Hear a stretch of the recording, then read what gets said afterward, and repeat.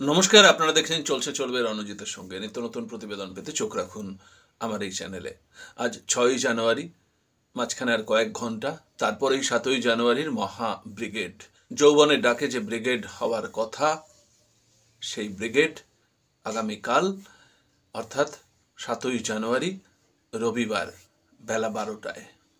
তার আগে গুরুত্বপূর্ণ কিছু আপডেট আপনাদের দিয়ে রাখি এই ব্রিগেড সম্পর্কে। ইতিমধ্যেই আমাদের কাছে যে খবর এসে পৌঁছেছে, যতটুকু আমরা প্রত্যেকটি জেলা থেকে দলীয় নেতৃত্বের যে আভ্যন্তরীণ খবর, তা থেকে আমরা যতটুকু জানতে পেরেছি যে ইতিমধ্যেই 22টি জেলা থেকে আজ রাতেই প্রায় 4 লক্ষ মানুষ কলকাতার উদ্দেশ্যে রওনা দিচ্ছেন। আজ রাতেই এসে হয়তো অনেকেই পৌঁছে যাবেন। আসলে ঠান্ডাটার প্রকোপ যেহেতু একটু বেশি, তাই রাতে পৌঁছতে না পারলেও সকালের মধ্যে প্রায় 4 লক্ষ মানুষ 22টি জেলা থেকে ইতিমধ্যে রওনা দিয়েছেন। এছাড়া যে 15,000 বাস এই ব্রিগেড অভিমুখে রওনা দেবে এবং এই বাসে কতজন করে মানুষ আসবে, এখনো আমাদের কাছে একটা প্রাথমিক হিসাব আছে যে 55 থেকে 60, কিন্তু সেটা আরও বেশিও হতে পারে। তো সেই হিসাবটা সম্পূর্ণ হলে আপনাদের এর পরের যে প্রতিবেদন পেশ করব তাতে সম্পূর্ণ হিসাব আপনাদের দেব যে কত মানুষ ইতিমধ্যে কমিটেড, যারা আসছেই। এবং আপনাদের কাছে জানিয়ে রাখি যে একটা বড় অংশের মানুষ, অ্যাপলিটিক্যাল মানুষ এই ব্রিগেডে যোগদান করবেন, যাদের মধ্যে রয়েছেন উল্লেখযোগ্যভাবে ডাক্তারদের একটা বড় অংশ, শিক্ষকদের তো আছেই, এছাড়া বিভিন্ন অফিস আদালতে চাকরি করেন, তারা এই ব্রিগেডে যোগদান করছেন। হ্যাঁ, এই ব্রিগেডটা অভূতপূর্ব ব্রিগেড হতে যাচ্ছে। কিন্তু আপনারা জানেন যে ইতিমধ্যেই গতকাল যে ঘটনাটি ঘটানো হয়েছে তার পিছনে বিরাট কারণ রয়েছে। কি চক্রান্ত রয়েছে, সেই চক্রান্তটা আমি এর পরের প্রতিবেদনেই প্রকাশ করব, কারণ আমরা আরও কিছু তথ্য প্রমাণ মানুষের সাথে কথা বলছি। সেই এলাকায় যখন ভোরবেলায় ইডি গিয়ে, অর্থাৎ সন্দেশখালিতে সরবেরিয়ায় যখন রেড করলো শেখ শাহজাহানের বাড়িতে, তার আধা ঘন্টার মধ্যেই এত বিপুল সংখ্যায় মানুষ কি করে সেখানে পৌঁছে গিয়ে এইরকম ঘটনাটা ঘটালো এবং কি কি নির্দেশ ছিল, কেন ছিল, সেই সমস্ত বিষয় আপনাদের সামনে তুলে ধরবো এর পরের প্রতিবেদনে। তাহলে বুঝতে পারবেন যে কিভাবে সর্বতোভাবে এই শাসক এবং একই সাথে কেন্দ্রের সরকার 7 তারিখের ব্রিগেডটাকে বানচাল করবার চেষ্টা করছে। প্রশাসনকে কাজে লাগিয়ে বানচাল করবার চেষ্টা করেছিল। তারা ভেবেছিল হয়তো শনিবারে, আজকে আপনারা জানেন যে প্যান্ডেল বাঁধার অনুমতি কিন্তু শনিবারের আগে দেওয়া হয়নি, এবং তারা হয়তো ভেবেছিল এই কারণে পিছু হটলেও হতে পারে। কিন্তু 7ই জানুয়ারি ব্রিগেডটা হবেই, এটা দৃঢ় প্রতিজ্ঞ ছিল মীনাক্ষীরা, এবং সেই কারণে তারা সমস্ত শর্ত মেনে নিয়েছে। আজকে প্যান্ডেল বাঁধার কাজ সম্পন্ন হবে।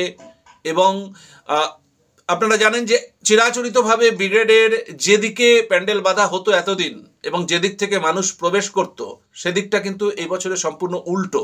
মানুষের হয়তো এতে অসুবিধা হবে, বা এই কর্তৃপক্ষ মানে বাম কর্তৃপক্ষ তারা এতে রাজি হবেন না, এরকম একটা টালবাহানা চলবে, এটা হয়তো তারা ভেবেছিলেন।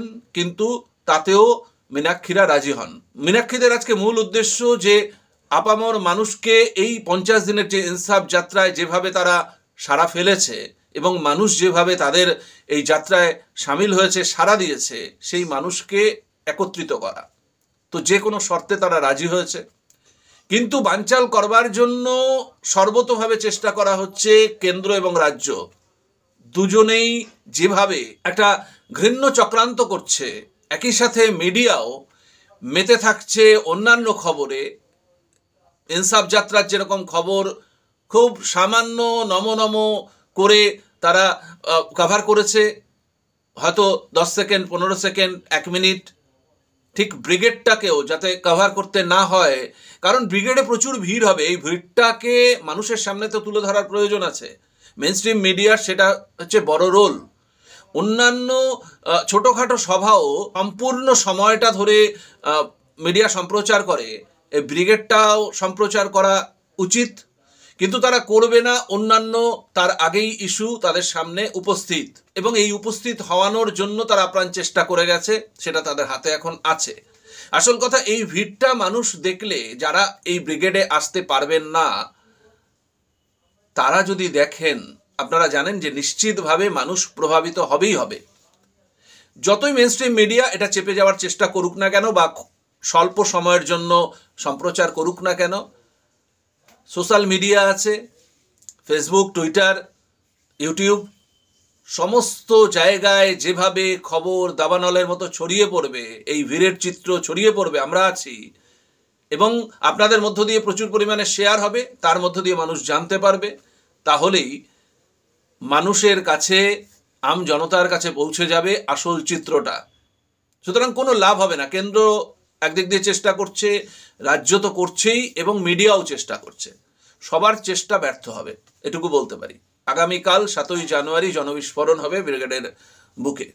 আমরা এর পরের প্রতিবেদনে আপনাদের কাছে তুলে ধরব যে গতকাল সন্দেশখালির পিছনের যে চক্রান্ত, সেটা কি মাত্রায় নিয়ে যাওয়ার জন্য প্রস্তুত ছিল এবং তারা কিভাবে চক্রান্তটা করেছিলেন। আমাদের কাছে সম্পূর্ণ তথ্যটা আসুক, এবং আমরা খতিয়ে দেখছি, বিভিন্ন মানুষের সাথে কথা বলছি, তারপরেই আপনাদের সামনে সেই প্রতিবেদনটা প্রকাশ করব।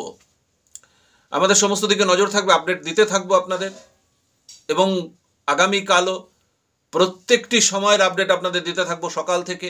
আপনারা চোখ রাখুন চলছে চলবে রণজিতের সঙ্গে। ধন্যবাদ।